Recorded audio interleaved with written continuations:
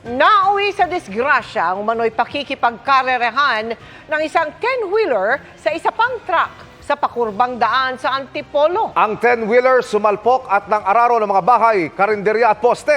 Tinutugis ang driver at pahinanteng tinakasan ang aksidente. Nakatutok si EJ Gomez. Sumalpok ang 10-wheeler na yan sa ilang bahay at karinderya sa Barangay Mambugan, Antipolo City kahapon. Sa isa pang video, kita ang mga natapong lupa na karga ng truck sa bahagi ng sumulong highway. Nadamay rin sa aksidente ang poste at mga linya ng kuryente.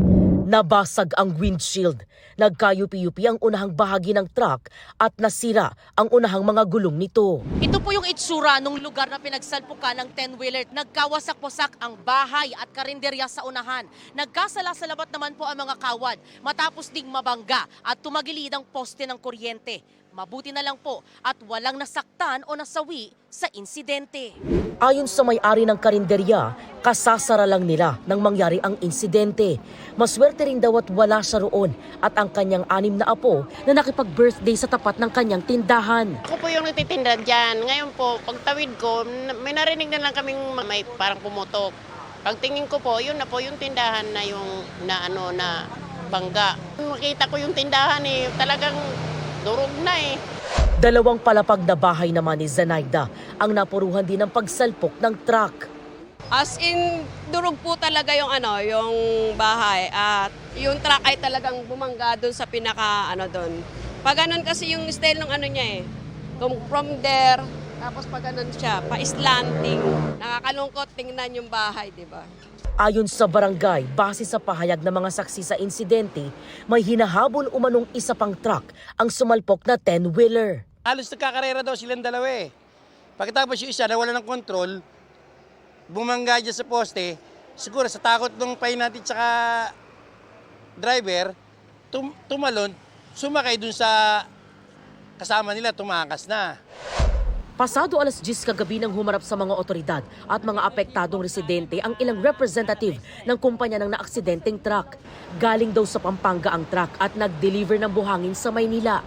Saka ito bumiyahe sa Antipolo para magkarga ng lupang panambak na i-deliver naman sana sa Bulacan. Hindi po namin makontak yung pahinante at driver. Nakita lang po namin sa social media na ganun nga po. Kaya late na po kami nagpunta rito. Kasi hindi naman po namin tatalikuran yan Sagutin po namin yung mga nasira. Patuloy na pinaghahanap ng Antipolo Police ang 37 anyos na truck driver at kasama nitong pahinante ng mga residente ng Pampanga. Hindi naman daw magsasampa ng reklamo ang mga apektadong residente basta't makipag-ugnayan daw sa kanila ang driver at ang pahinante. Sa driver ng truck tsaka pahinante, sumuko na kayo, harapin nyo yung problema na nagawa nyo dahil hindi naman kayo makakaligtas sa batas. Nagdulot ng bahagyang traffic ang insidente. Alas 6 kagabi nang linisin ng barangay ang mga nagkalat na lupa sa kalsada. Pansamantala namang tinukuran ng tumagilid na poste. Ilang bahay ang nananatiling walang kuryente. Para sa GMA Integrated News, EJ Gomez, nakatutok 24 oras. May dinakip ng suspect sa pagpatay sa isang bata sa Laguna na natagpuang putol ang mga daliri at may mga saksak sa ulo't katawan. Pero palalayain din ng suspect dahil kulang umano ang ebidensya laban sa kanya. Nakatutok si Tina Panganiban Perez. Karumal-dumal ang kalagayan ng wala ng buhay na 8 taong gulang na lalaki na natagpuan sa masukal na lugar sa San Pablo City, Laguna. Putol ang kanyang daliri at tadtad ng saksak. May hiwa sa tenga, leeg, tiyan at sa ilang bahagi ng braso at kamay. Kwento ng tiyuhin ito, papasok ang bata sa eskwelahan nang mangyari ang krimen. Ang umano'y suspect, kapitbahay ng biktima, at iniimbestigahan ang motibong binubuli umano ng biktima ang apo ng suspect. Kanina, dinala ang suspect sa Department of Justice sa Laguna kung saan itinanggi niya ang mga paratang. Ayon sa asawa ng suspect, 1 taon na umanong hindi nakakalaro ng biktima ang kanilang apo. Kwento naman ng ina ng biktima, May isang pagkakataon umanong nakita ng suspect ang biktima na itinaas ang palda ng kanyang apo. Galit na galit at ayaw po, wag na daw pong pupunta yung anak ko po doon. Siguro po, ayun po yung nakikita naming dahilan para po magawa niya po yun. Sa inquest ng suspect, nakulangan ang korte ng ebidensya para ikulong ito. Nakatakda ng palayain ng suspect sa oras na maibaba ng korte ang release papers. Hiling naman ang pamilya ng biktima. Sana po, mabigyan po ng hustisya yung ginawa sa kapatid ko. Dahil wala po kami nakikitang dahilan para gawin po yun sa bata. Oo, so makulong po ng habang buhay. O kung ano ko gusto dapat po ganyan din po yung gawin sa kanya. Para sa GMA Integrated News, Tina Panganiban Perez, nakatutok, 24 oras.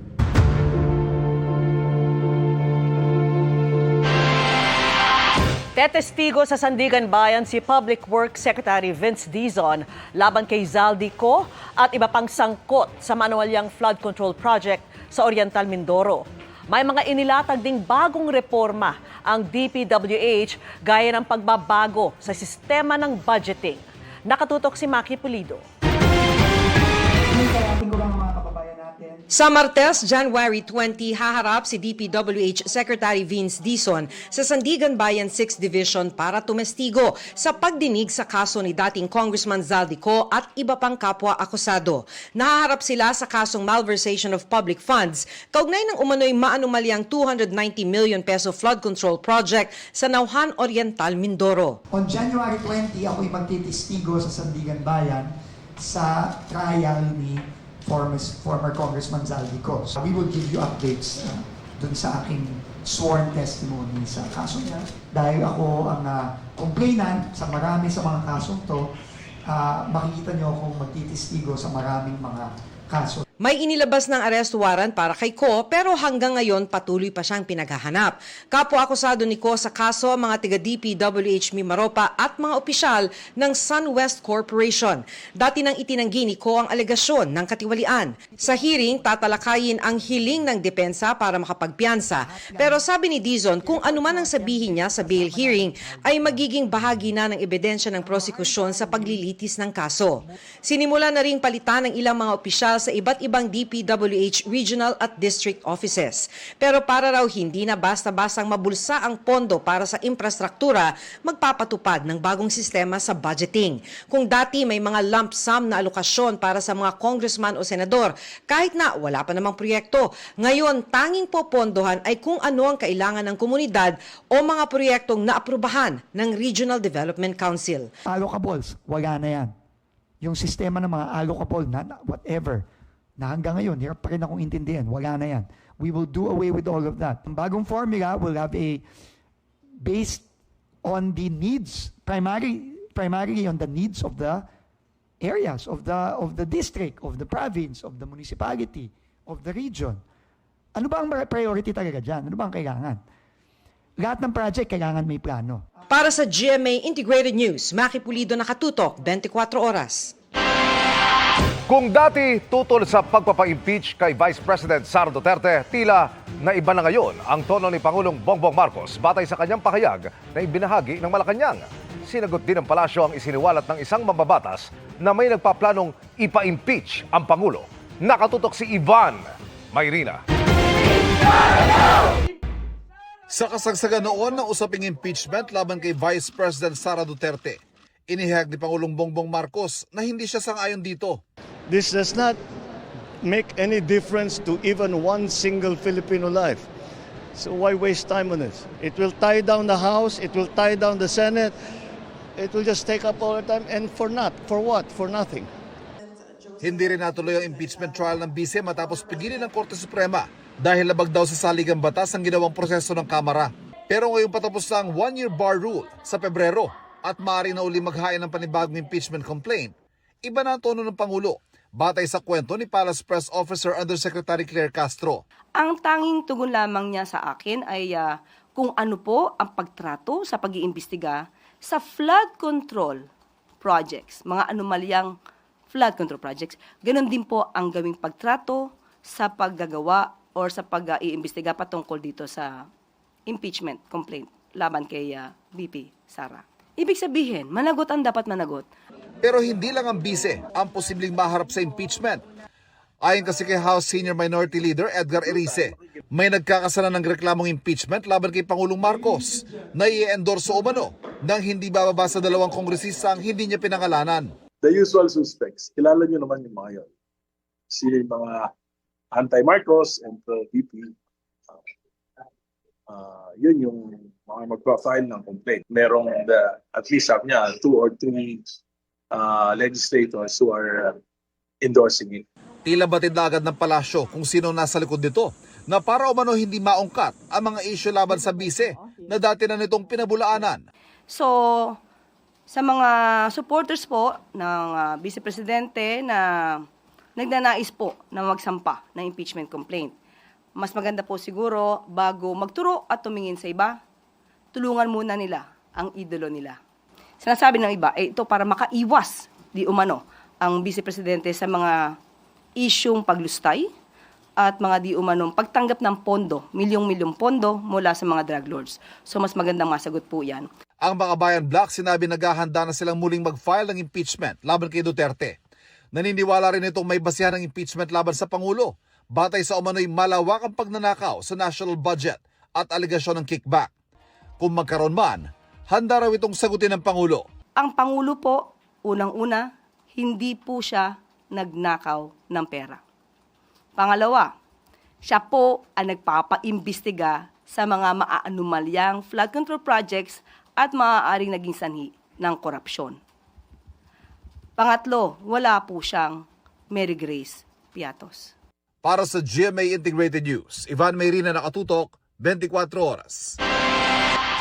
Bukod sa flood control project, may mga kumikickback din umano sa mga overpriced fire extinguisher na mga tauhan naman ng Bureau of Fire Protection.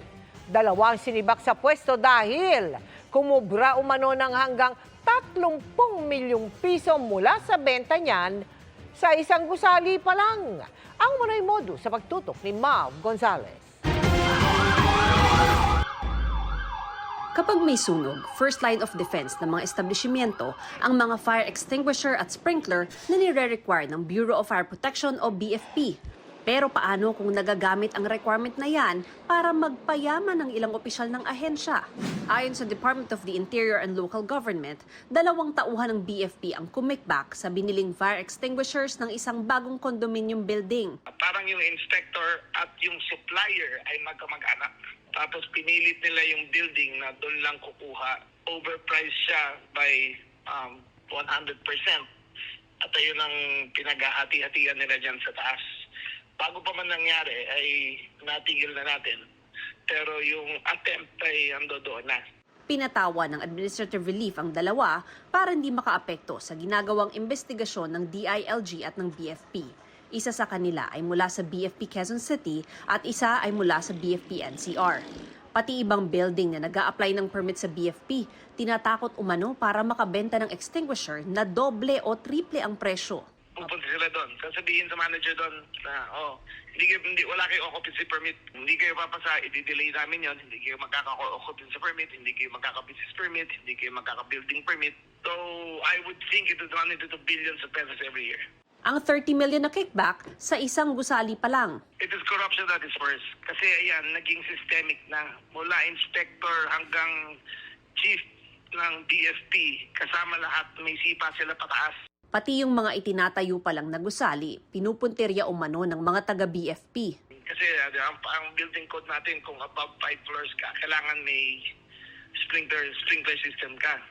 So habang nag-a-apply ka pa lang ng building ng construction permit, ay pupunta na rin ng BFP at sabihin nila, yung supplier ng sprinkler system nyo dapat amin. Ayon sa BFP, hindi pwedeng mag-alok o mag-endorso ng supplier ang mga fire inspector. Pwede siyang maging acts of corruption and consider din unethical practices. So we encourage nga talaga kung mayroong mga reported na ganon ay iparating agad sa aming tanggapan. Sa ngayon, marami raw ongoing na investigasyon ng BFP sa mga kasong ganito. Hindi pa masabi ni Remulla kung magkano ang kabuuang kickback ng mga taga-BFP. Tiyakan niyang may mga sunod pang masisibak sa pwesto. Ang pinakamataas sa BFP. I am assured sa DILG talagang wala. Sa amin wala. I don't know, pero sa amin wala talaga. Pero talagang ang buong DFP, yung lahat ng leadership. Para sa GMA Integrated News, Mav Gonzalez, nakatutok, 24 oras.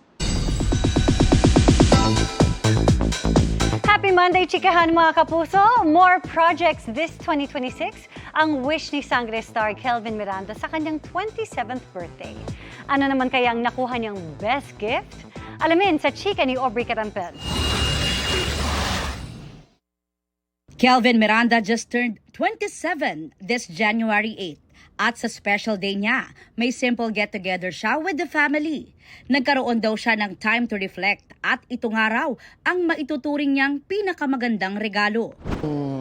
Self-realization. Marami akong nakita and marami akong mas naiintindihan na akala ko naiintindihan ko na noon. And yun yung biggest na ipinagpapasalamat ko. Yun. And i-cherish ko siya hanggang sa mga susunod pang taon. Nagpasaya siya sa kanyang birthday production number sa first live show this 2026 ng All Out Sundays.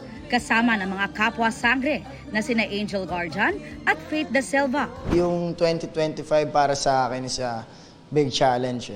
So, I think yung 2026 para sa akin, taon ko to. Gusto ko siyang i-claim ngayon. Nagpapasalamat tayo sa Panginoon kasi binibigyan niya tayo ng chance. Every day. Ano naman ang kanyang birthday wish at goals for 2026?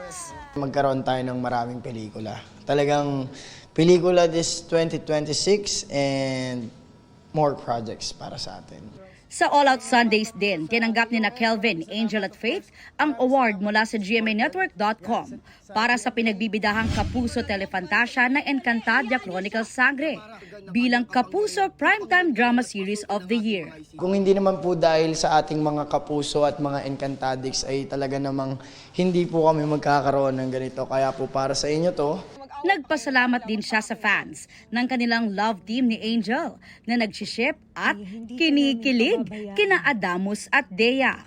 Siyempre masaya kami ni Angel na kahit paano may mga tumatalo na mga puso kapag kami may mga eksena at sumusuporta sa amin. Aubrey Carampel, updated to Showbiz Happenings.